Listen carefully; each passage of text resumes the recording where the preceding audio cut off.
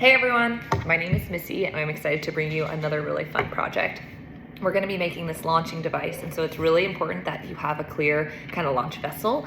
And so if you take your finger, you can kind of feel where these holes were drilled into this tube. There might be some paper or just like leftover cardboard or something that's obstructing that, and we want to clear that out. What I might do is I might push it through the hole, and so you can kind of see it sticking out there. I might even take some scissors to try and make sure that that is kind of clear, because it's going to be a tight fit with our dowel. The next step is going to be receiving one of these. If it's not built for you already, take a moment to build it to make it look like this. Ball is going to be at the top, and then there's a wheel on the bottom, and then we're going to put this inside our tube. It's important to put it in the correct way. So if you stand up your tube to have the holes on top, you'll put the wheel all the way down like that. The ball should stick up on the top there. Perfect.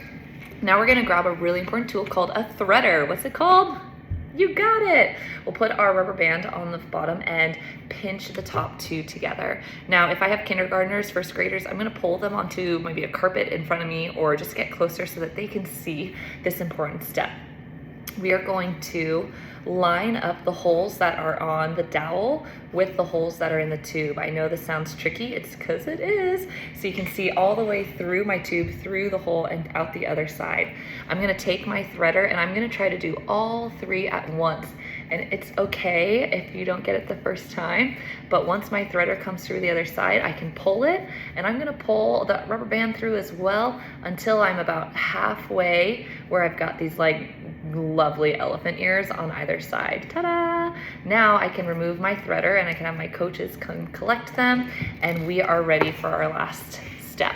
We're gonna need electrical tape for this. You're gonna want a strip long enough to wrap around your entire tube. I have a few strips here, and this is kind of tricky for the kinders too, so you might encourage them to work with partners. One partner will be in charge of, oops, there we go, holding the rubber bands down, and we want to create some tension here, right? Otherwise we won't be able to launch something. So I'm going to maybe pull these rubber bands a little bit further so they're about this long.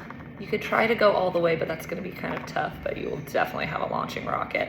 If I have kinders, I'm going to have one partner hold the elephant ears down, and then the other partner is going to take a piece of tape and go all the way around that rocket to make sure those are secure. And remember, we're gonna be pulling on those quite a bit, so you might wanna use more than one piece of tape, or just double check your kids' work to make sure that they are indeed tight. And then switch partners so that the other person is going to pinch the ears down, and then the owner of the rocket or the launcher can use the tape. I'll go all the way around and flatten it down. Awesome. Okay, now you're ready to launch. This is actually gonna be your handle, so we can insert maybe a cork, or if you wanted to make a puffball out of scrap paper, sometimes that'll work. Like just any used up paper can also be your launching device.